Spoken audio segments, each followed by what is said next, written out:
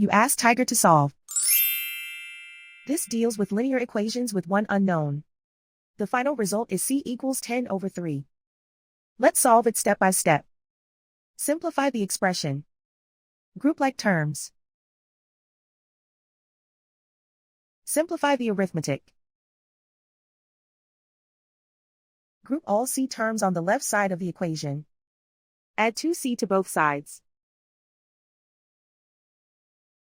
Simplify the arithmetic. Group like terms.